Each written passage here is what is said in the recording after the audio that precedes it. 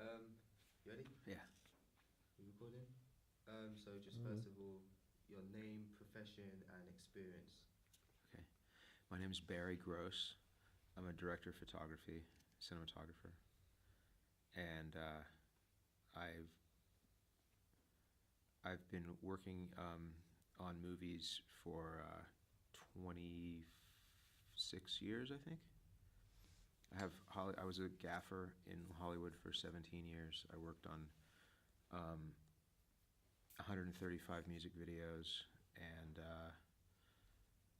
lots of features and commercials and television shows. So I worked on the pilot for Ally McBeal. I worked on 2 seasons of Desperate Housewives. Um, Lots of big budget movies, and yeah, that's sort of my experience. I moved here 5 years ago from Los Angeles. Okay, and in terms of your experience on the film set and TV, what makes a good shot for you? I think a good shot is a shot that translates what's written on the script to motion pictures. So so there's no good shot. It's all in context, isn't it? It's all sort of part of telling a story. So a lot of shots are just almost it's almost like a paragraph to say something, and so you can't say, well, I like this shot out of context, because it might be beautiful or exciting, but if it's not telling a story in a particular way, then it's not a good shot. Does that make sense? Yeah, and in terms of just a random question, how would you like women in film? How would I light women? Yeah, to make them look beautiful. Well, like that's probably my job description, is to light women flatteringly. So since everybody's face is different and everyone's personality is different, um, I start with with frontal soft light on women, and work from there. I try to get light in their eyes, unless they're evil in the story, and and I try to feature their features and hide their detriments with soft light or with lighting direction. Um, I I use a lot of bounce light on people. But yeah, I think really seriously, my job is to light people flatteringly, especially women, because they take light differently. We're used to seeing women soft, with no edges and no light coming from behind them. Okay, and what about men? Well, again, it depends on the story. I think it depends on the story, like where you throw the shadows. Um, for example, in The Godfather, they lit Marlon Brando from above, so he always had shadows under his eyes. And the reason for that, from what I've read and heard, is that you always wanted to know what he was thinking. Like, what's he thinking, and and what kind of he was an evil character. No light in his eyes. So yeah, I try to get light in people's eyes, really, and light them appropriately. I think that's probably the best answer. Okay, and what feeling does it give to an audience if you light properly, in terms of, say, women or men, or what kind of lighting would you use to give a certain feeling to the audience? Well,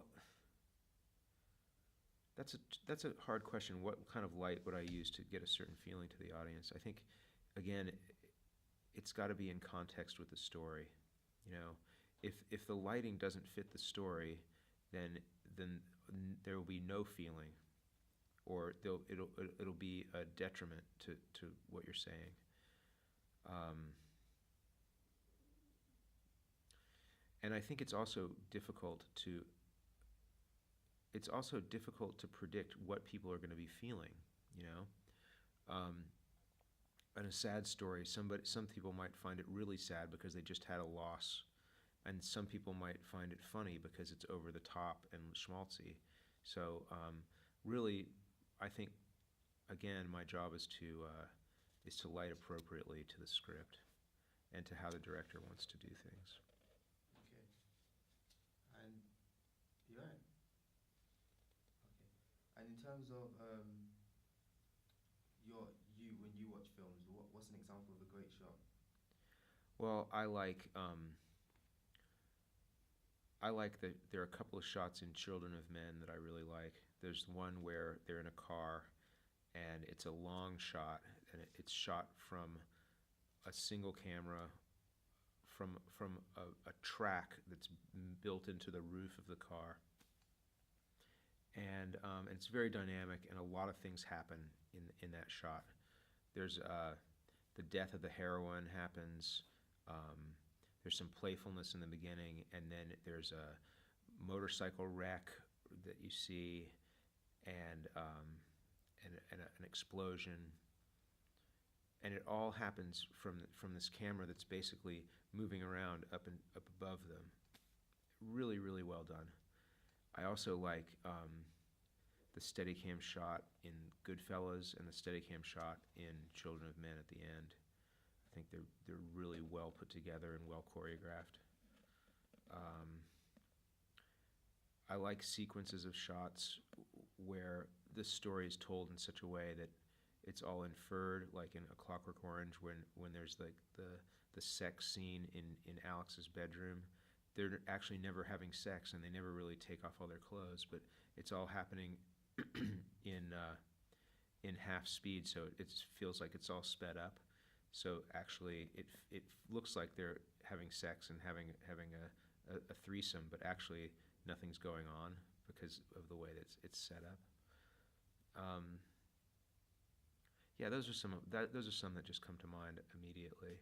There's a shot that happens in the end of Blade Runner when Rutger Hauer's character is dying, and he looks up, and you see the rain coming past the camera onto him, and he's nailed himself. So he's got this sort of Christ-like thing going on, where the whole idea is that he is the embodiment of what can happen when we make someone. And it was just really well put together. Like, that's a beautiful shot when he's looking up at the sky, the rain's coming down. That's the sort of thing I like. Great. And what makes a bad shot? Well, I think again, a bad shot is one that is incongruous with the story that's being told. So in a comedy, say, everything's light and happy, and then all of a sudden you see one shot where it's much darker, or the color is desaturated, and then it goes right back into light and happy. It's jarring. Whatever takes you out of the story is a bad shot. How's that? That's perfect. That's it. Yeah. All right, cool. Thank you so much. Yeah, mate. sure thing. My pleasure. I watched that Children of Men the other day as well. Oh, yeah. And I like the play